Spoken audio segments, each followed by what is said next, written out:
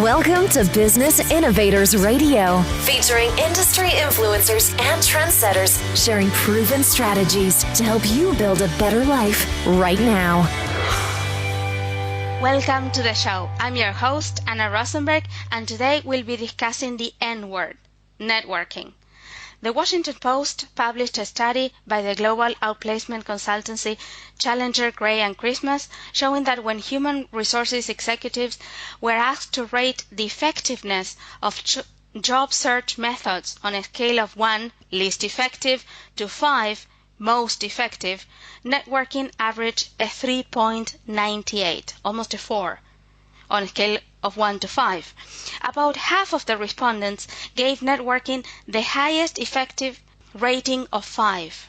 And this doesn't stop with job searches. Forbes announced that for 78% of startups, networking is vital to entrepreneurial success. To discuss this tool, and most importantly, how it can benefit business and profit growth with grace and ease, we've invited Paul Renaud. Paul is the author of a networking book, Network or Not Work, The Choice is Yours, and a marketing expert and executive coach. The reason we wanted to share Paul's wisdom and practical experience with our audience today is that he offers a great approach to what it takes to become an effective networker, regardless of your comfort level. Paul walks his talk and will share with us advice, tips, and methods to quickly bring you to the top of your game. He'll show you how to effectively reach more clients, colleagues, customers, partners, and friends with techniques he's proven over the world to increase his network and build a career. Welcome to the show, Paul. Thank you, Anna. I'm very glad to be here. Never before has the world been so interconnected, so global, so interconnected.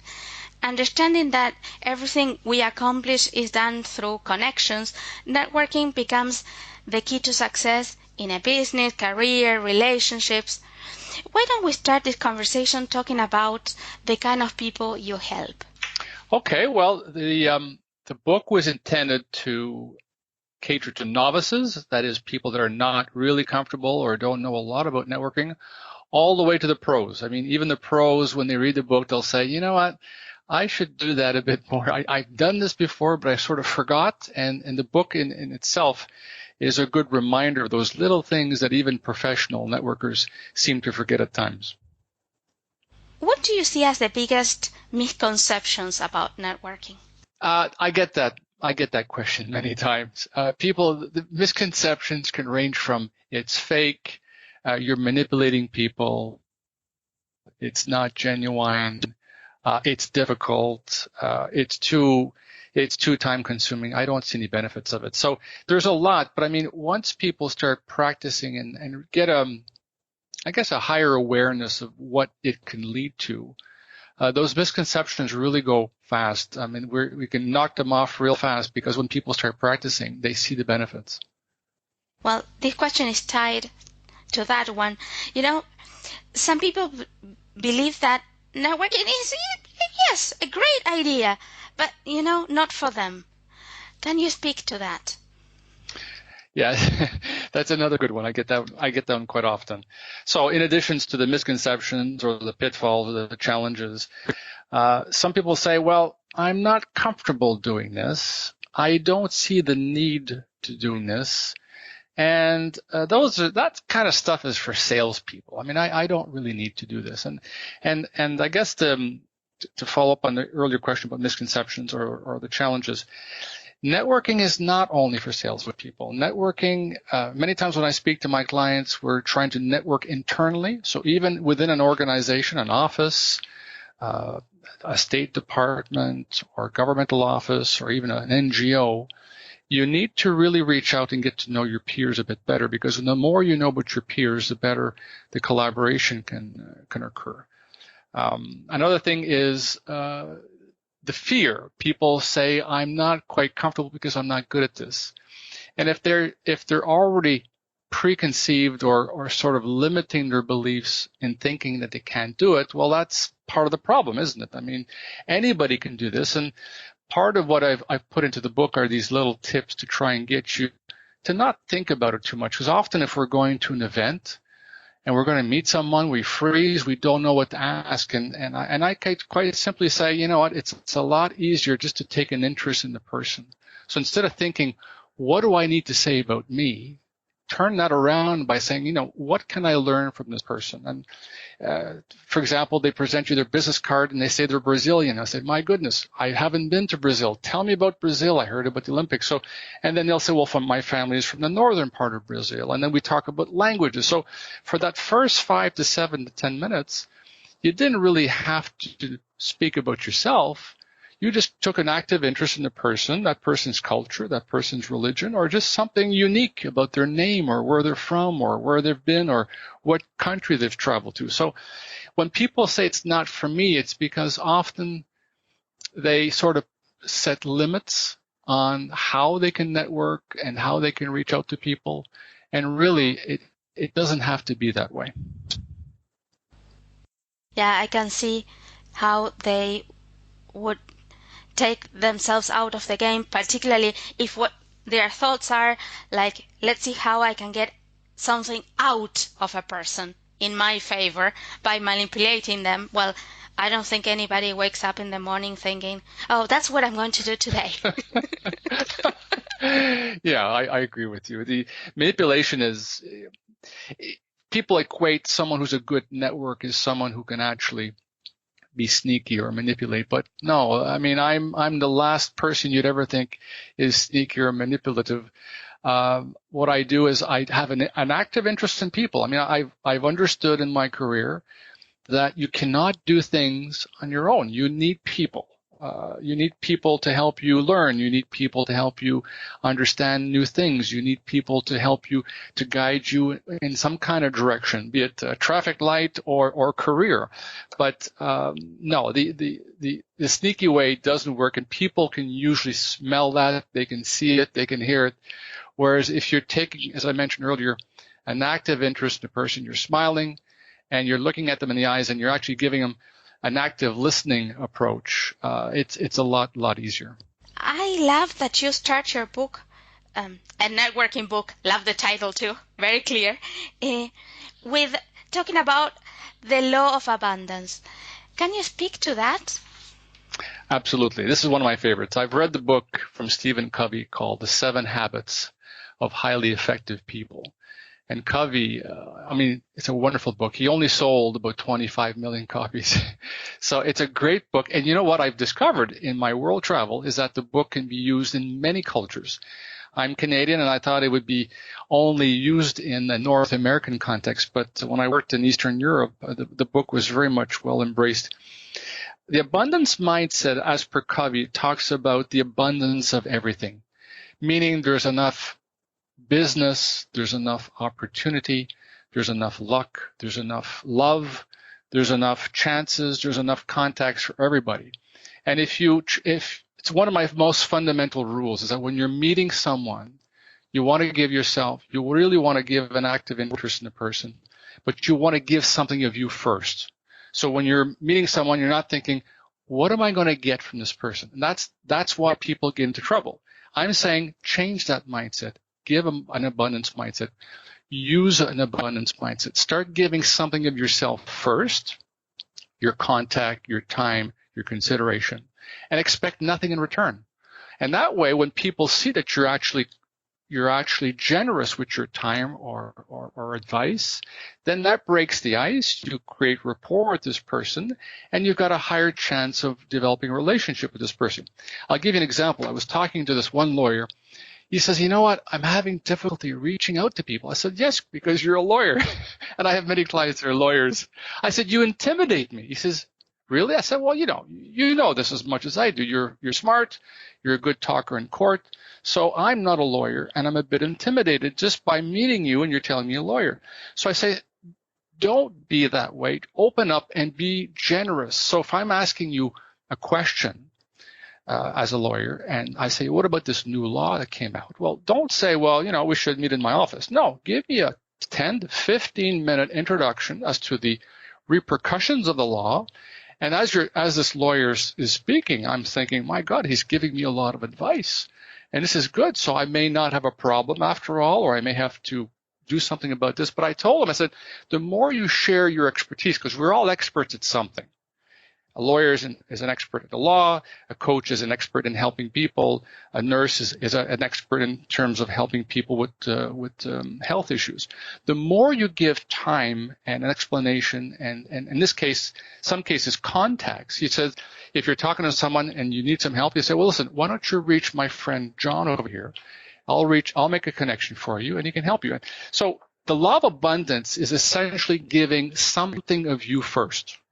Your time, your consideration, your attention, your contacts, your expertise. And when you do that first, the law pays itself. It's good karma. And the more you give, the more you get. But if people take a scarcity mindset, which is the opposite, they're thinking, I win, you lose. And that doesn't work. So a scarcity mindset does not work, whereas an abundance mindset implies that you're giving, expecting nothing in return. And over time, as I've seen, it comes back to you. Beautiful. You also speak in your book about the networking frame of mind. How would you define the ideal networking frame of mind, and why is it important? Okay, thanks for the question. Networking frame of mind is quite simply accepting that at one point you need people to help you. So you do need to reach out to people. So if I could take a tangible example, you were invited at an event, and most people saying, I want to go to the event, I want to listen to the speaker, but don't get in a network. I hate networking. So the right frame of mind is not to be in that mindset, rather.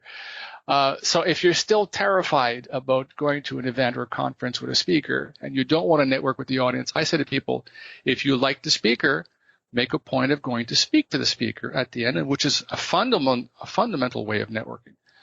The other way of getting the right mindset is just quite simply, if you're going to an event, just be zen. Just be zen. Don't think as if I got to meet 10 people, I got to meet 20 people. No.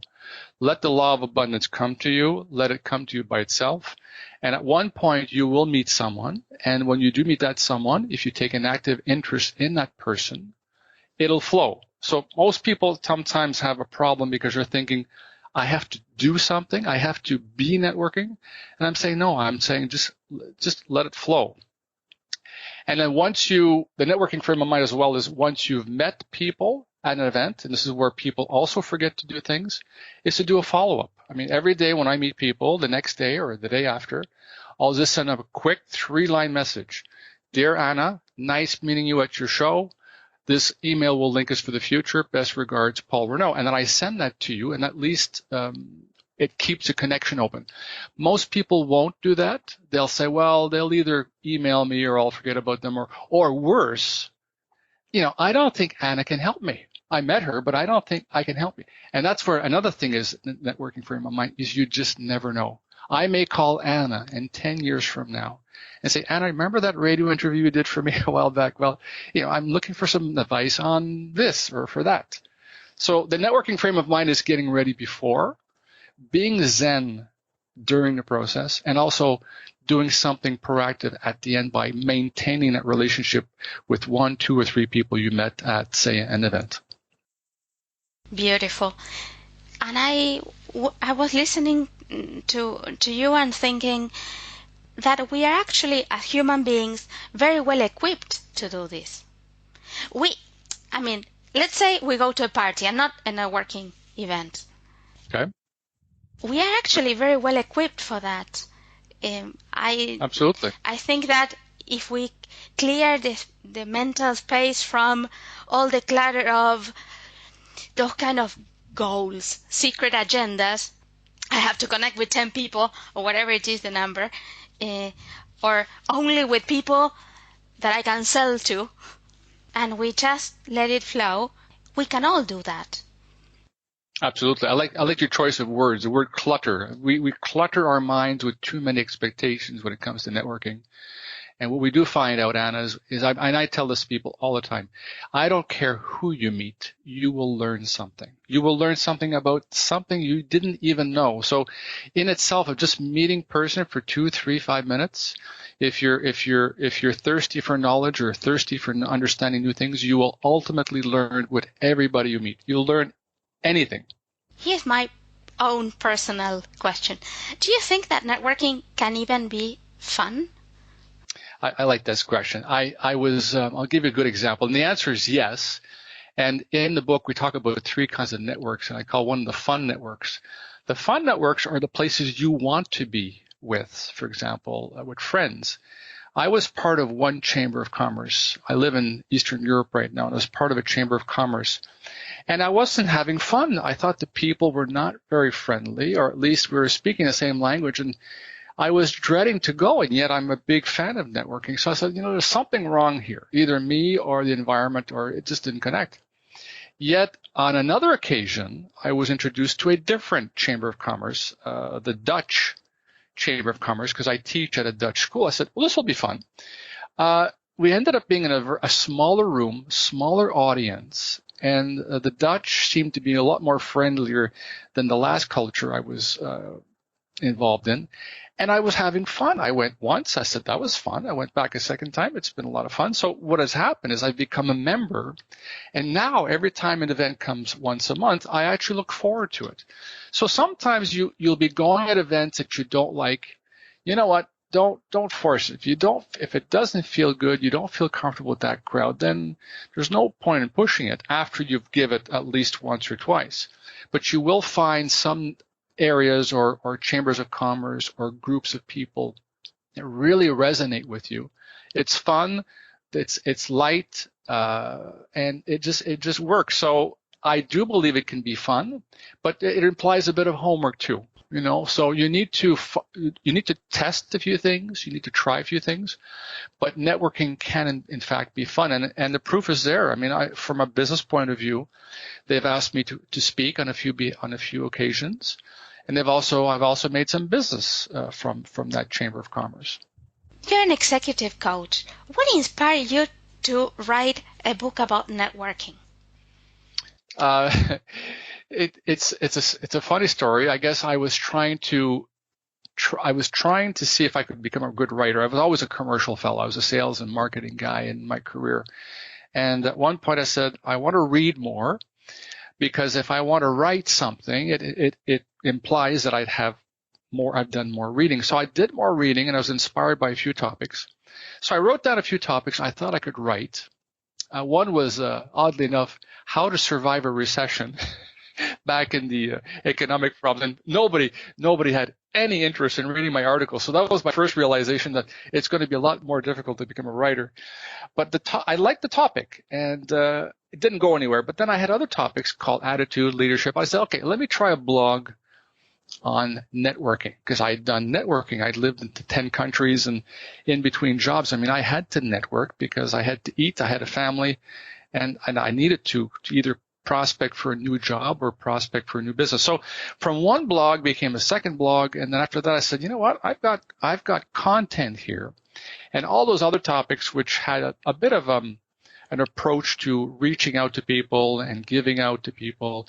I soon noticed after a while that I had the skeleton of what I thought would be a good book. So essentially I put together some writings that I'd prepared, but I also knew that I could speak many, many times about networking because it's something that helped me. And more importantly, I was able to network in foreign countries being a foreigner. So the challenges are even greater when you're in a different country because you don't know anybody.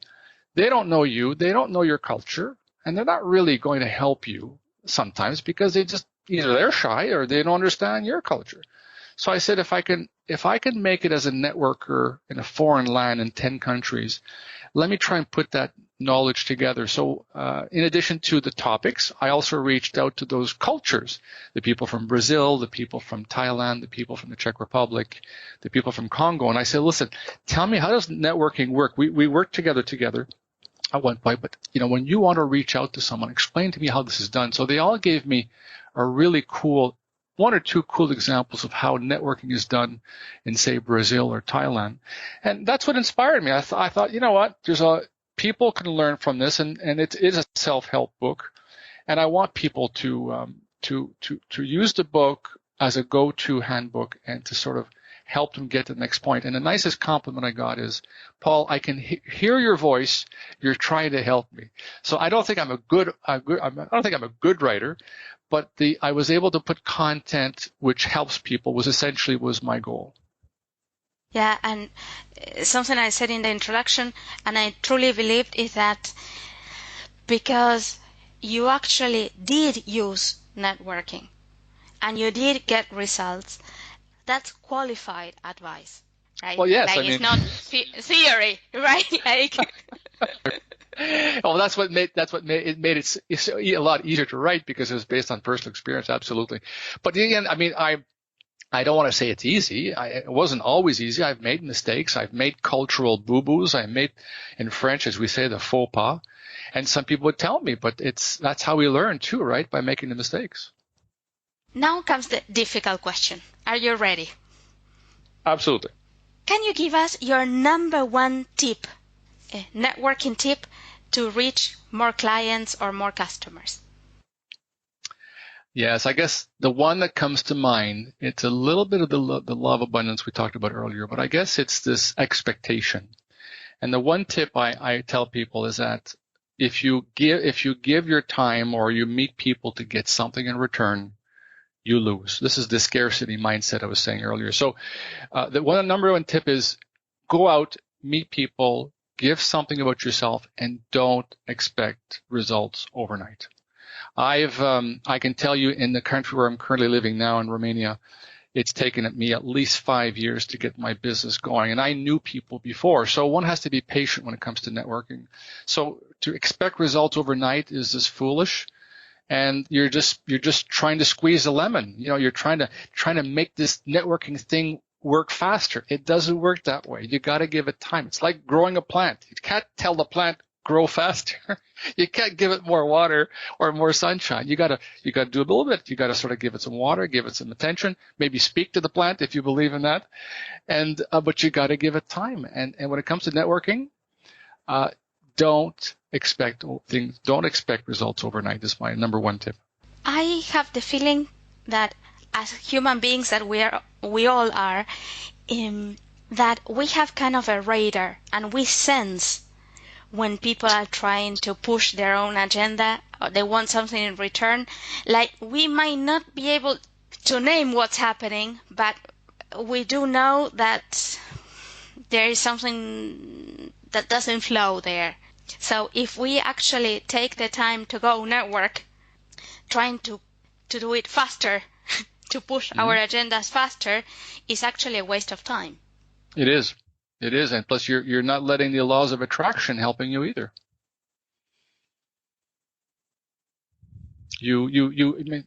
I couldn't agree more. It's like anything else, really. When you want something so bad, you push and push and push and push, and then people saying, "Oh, how come I didn't get it?" Well, at one point, you got to put yourself in gear. You got to sort of want something. You have to do the homework and the prep work to get something. But eventually, if you've done your homework, it'll come. But if you push it too hard to a point where it becomes an obsession, then it becomes counterproductive. You're not reaching out. You're not opening yourself up. You're not being zen with people. So I guess I was doing that in my career too. I was getting a little frustrated that I wasn't meeting enough people. But over time, I've learned over the years. I had a perfectly good example today. I was meeting a client with my partner, and I'm thinking, you know what? If we do business, good. If we don't, no problem. And the minute I start thinking that way, it was so funny. The interest from the client was like, okay, now we really want to do this. We want a proposal. And it was so funny because if I look at what I'd done before, when I was pushing too much to either build rapport with this client, it would come across as fake. It would come as if I was desperate. It would come as become perhaps too aggressive. So at times you need to do your homework. There's no shortcut when it comes to success. You got to do your homework. But at one point you got to let it go. And that's what I'm saying earlier. When you do network with people, you are Zen, and you do take an interest, a genuine interest in people, they'll feel it. They'll want to be with you. Whereas if you're too pushy, they'll go, oh, no, this person is just too overbearing. Yeah, I think the radar also works for this person has my best interest at heart. It works that way too. We also sense that they are not just pushing for what they want. Absolutely. What would you like to leave us with when it comes to building networking confidence? Okay, that's a good question. Thank you for that. You need to practice. First of all, we said earlier, the networking frame of mind. You need to, if it's like losing weight or going to the gym, like every New Year's resolution, we sort of forget about it, after January 5th. But if you're serious about doing something and reaching out to more people, you have to make that first decision. You need to say, I'm going to be getting into the networking frame of mind. I'm going to try and meet some new people, maybe meet one person a week, which would not be a very difficult challenge. You'd be surprised. Some people at work don't know their peers, and I asked this question on purpose. So if you met your peer that's like 5 meters away, they'll say, I haven't met him, but you're in the same department, you're on the same floor. Yeah, but why have you not met him? I don't know. I just wasn't introduced. So at one point, it implies action on your point. So in order to develop confidence, you need to make the first step forward. Once you do meet people and you do adopt a law of abundance where you're giving more of yourself, you're more Zen in terms of developing relationship, you do the follow-up, then what happens, what boosts your confidence is your network starts to grow. And now whenever you have a question or a problem or an issue, if you've collected the people like I'm suggesting to do so in the book, if you maintain that connection, you can go back to them in a month, 6 months, 12 months, even 2 years and say, remember when we met at that conference in Chicago? Yeah, well, it's good to hear from you. But I remember you telling me that you had a specialist, a heart specialist. Who did you have in mind? It's amazing what can happen. So the confidence grows because you've taken the action, you've done the hard work, and the network grows. And you'll find that the more you network, it's like practicing. It's like riding a bicycle. It's like writing. It's like public speaking. The more you do it, the more you feel confident and the more you feel comfortable. And here's another example. I had one lawyer, client of mine, I was coaching. She was very good at networking. But because business was so good prior to the recession, she didn't have to get new clients. But after the recession, the law firm did okay. But at one point, she says, Paul, I need you to help me do some networking. And I told her, well, but you did do networking before. She says, yes, but I sort of lost the edge a little bit. Well, after 2 sessions of just going over the book and talking about a few things, I saw her in action at an event. She was like a fish in water.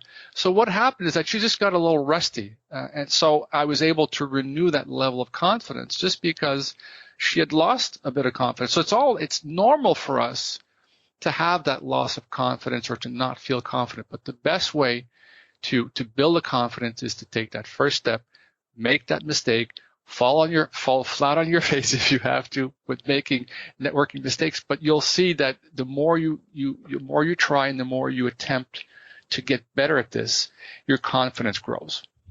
When you say networking mistakes, like, I understand what you mean, but at the same time, it's not mistakes that cannot be corrected almost immediately.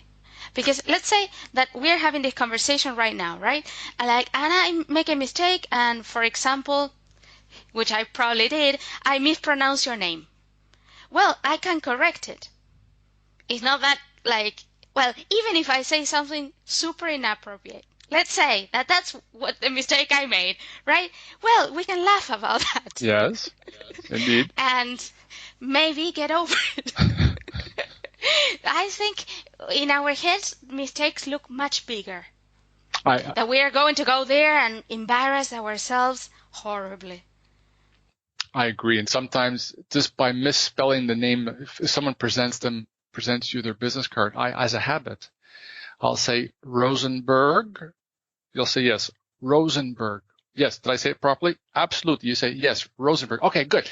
And as you're saying it, as I'm saying it, I'm picturing it in my mind so that at least I I know I said it properly. Now, for us, it was a bit difficult because we're doing this over the phone. But when you're meeting people, it's one of the things I say as the first thing is when you're seeing, if you didn't quite hear their first name, get them to repeat it. And there's nothing more pleasant than to hear someone say our name. Is your name Paul? Yes, my name's Paul. Is it Paul? Yes, it's Paul. I mean, and it's just music to my ears to hear someone say my name 3 times. So yes, it is at times it could be a little embarrassing.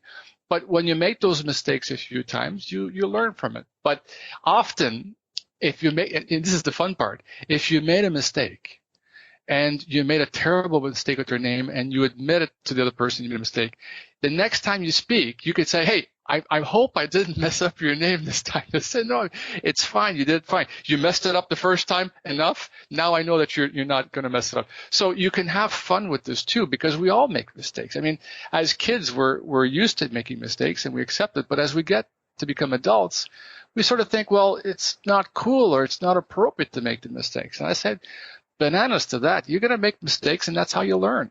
How can people find out more about your work? And how can they get a copy of a networking book?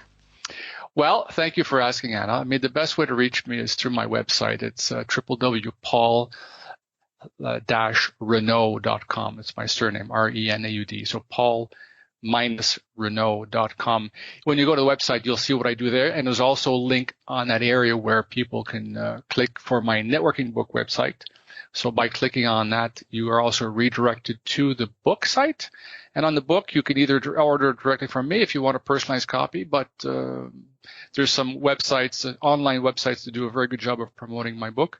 And audible.com is coming up soon. So if people want the CD version or the MP3 version, that'll be coming up soon as well. And that's obviously the perfect note to complete our interview today. Till next time, remember, your awesomeness is portable. You can take it with you anywhere. Thanks for listening to Business Innovators Radio. To hear all episodes featuring leading industry influencers and trendsetters, visit us online at businessinnovatorsradio.com today.